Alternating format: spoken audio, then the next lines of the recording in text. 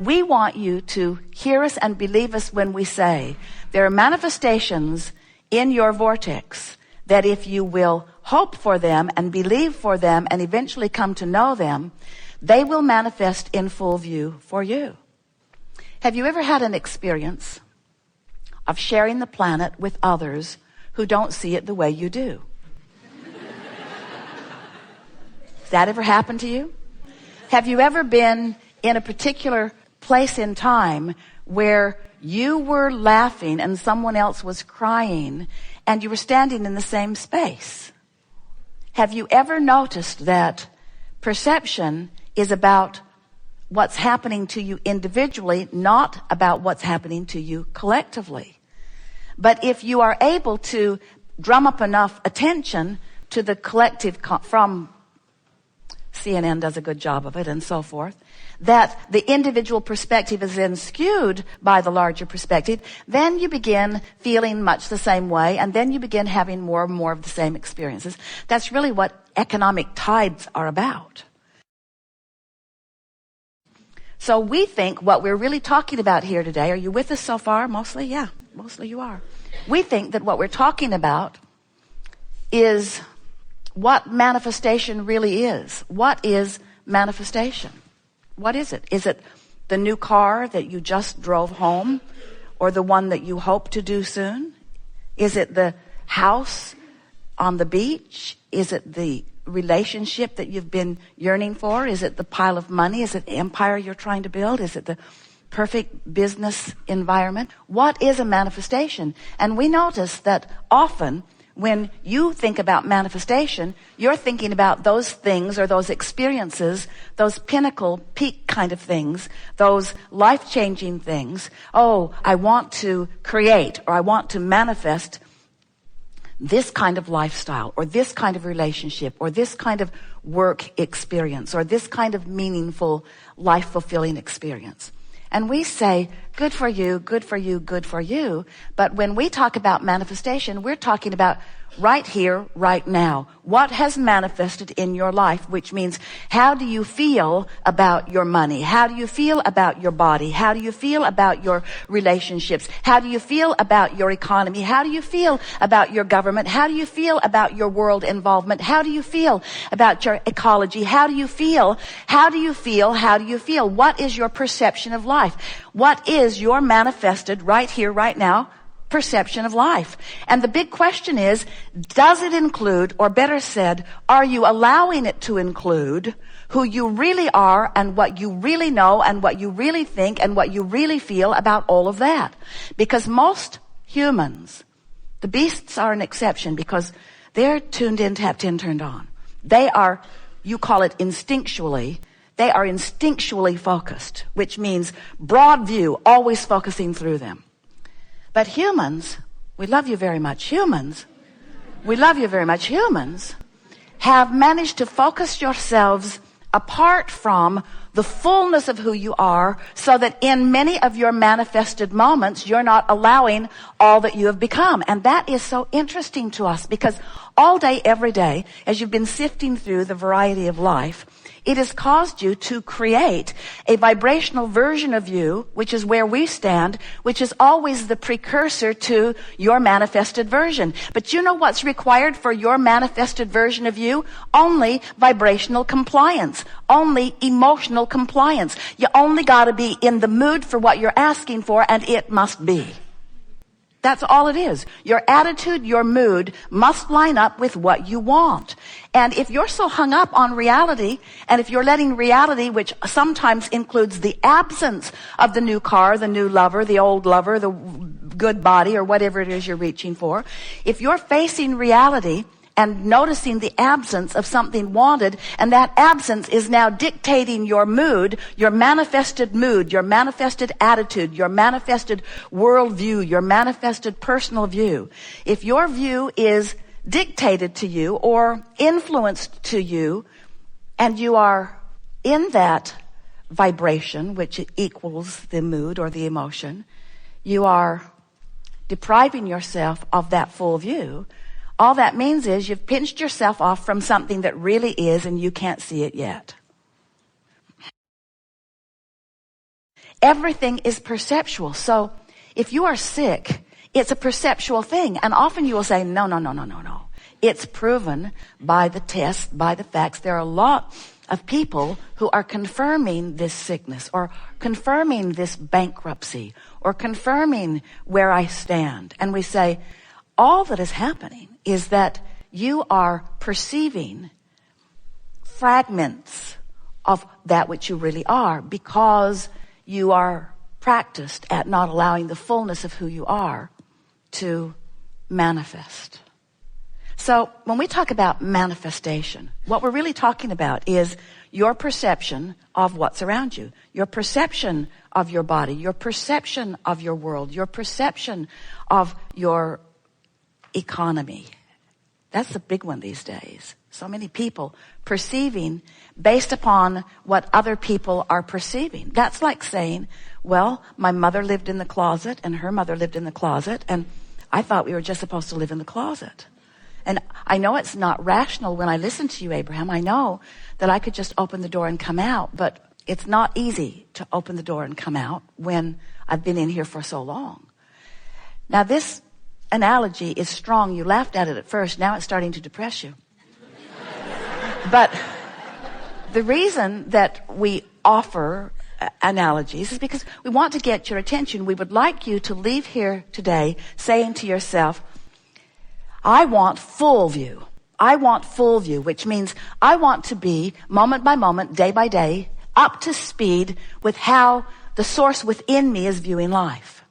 And what we mean by that is you are so much more than these physical bodies. You are so much more than this physical beingness that you sometimes or even often perceive.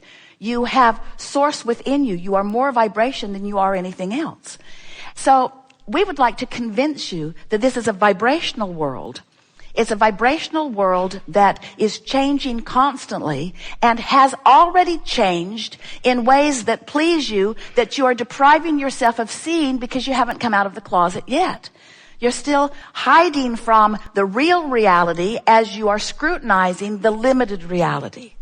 And when you realize that there is a bigger reality, we want to coax you over here into this vibrational reality, this vortex of creation. We want to coax you over often enough, speaking to you in reasonable terms until we elicit from you a vibrational resonance that then gives you full view.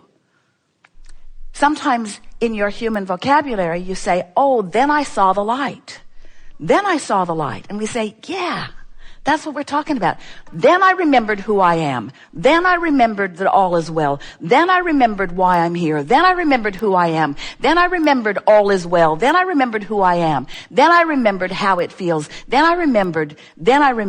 And it's a visceral memory. It's a lighthearted memory. It's a all is well memory. It's everything is good memory. It's that it doesn't matter what appears to be through my screwy, limited, self-inflicted interpretation of manifestation. If you knew what we know, and at some level you do, if you knew that if a desire exists, it can be manifested, then wouldn't the promise of that manifested desire make it worth the unfulfilled yet desire if you really knew? Yes. So what's the holdup? How is it that you don't really know? How is it that you can live life and hatch a desire or a whole bag full of them, and even though they have not yet come into full blossoming, see it, hear it, smell it, taste it, touch it, fruition, you sometimes lose sight of the promise of it because the reality of the absence of it is so obvious? Is that what it is? So you're hung up on what is. Is that what you're telling us? Are those the words we just put in your mouth? Yes. Those are the words we just put in your mind. Because what is, you like what is, don't you? You like what is. Why do you like what is so much? What is it about this manifested moment that is so intoxicatingly important to you? What is it about what is? Well, it's because you can decipher it so fully. All of your physical senses are observing it. So you're seeing it and hearing it and smelling it and tasting it and touching it. And you say, this is reality. And we say, it is. It is reality. It is a manifestation point. Because as you're being in your now, everything that you are perceiving through all of your senses, and let's talk about the sense that you hardly ever talk about, that is the most important sense of all, and that is your emotional sense. How you feel in the moment. What you're seeing, what you're hearing, what you're smelling, what you're tasting, what you're touching, but what you're feeling in the moment. That's your manifestation point, isn't it? That's your manifestation point. The manifestation of the emotion within you is really big, isn't it? And we think that that's why your now has you so captivated. And we're not trying to talk you out of being captivated by your now. We're just trying to talk you into using your ability to focus so that as you are observing your now, you can hold yourself in alignment, or at least not so far out of alignment with the things that you have asked for that are already vibrationally gathered, that you have not yet come to the place of being able to translate in the fullness of your physical senses to the point that you call it reality or manifested. Everything that is matter is a very long-standing and therefore very evolved, that's why we use the term sophisticated thought. And you have to understand, this is really good, we've not been here before. This time-space reality that you all acknowledge is tangible, seeable, hearable, smellable, tastable, touchable. It wasn't just thought into being. It is held into beingness by continuous thought. Have you ever seen how an abandoned house disintegrates? Yeah. Isn't it interesting? Stood there all those years. The wood held up. The curtains held up. And it isn't because the bugs moved in, friends. It's because attention was withdrawn from it. So the holding of it in its reality ceased. Make sense? You like that. That's good. Leading edge. So we'll say it again so that we can come back to this powerful place.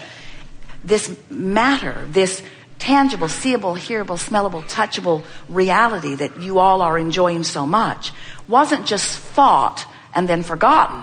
It was thought and is remembered. Remembered by those of you who are present and calling it forward, and remembered by those like us who are focused through you into it, you see.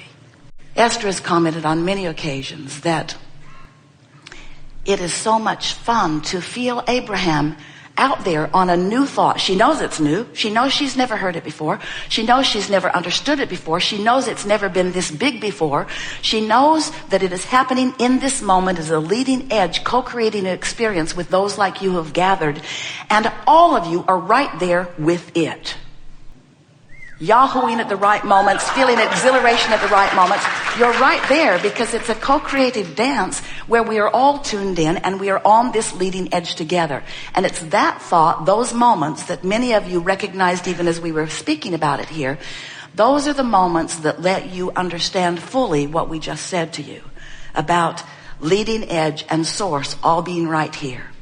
Religions have been trying to sort out what is non-physical for a very long time, and they have done a terrible job of it. A terrible job of it because they continue to speak of the separation. They continue to speak of loss in death when there couldn't be anything that is further from the truth. They continue to speak of separation. They continue to feel it as they put themselves as mere mortals. Imagine that. Mere lousy, crummy mortals. Mere mortals, mere dysfunctional. They don't usually use the word dysfunctional. They usually use words more like unworthy or sinning. Mere, crummy, rascally mortals who are here in order to suffer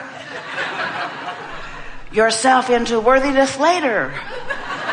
And we say, how does that work?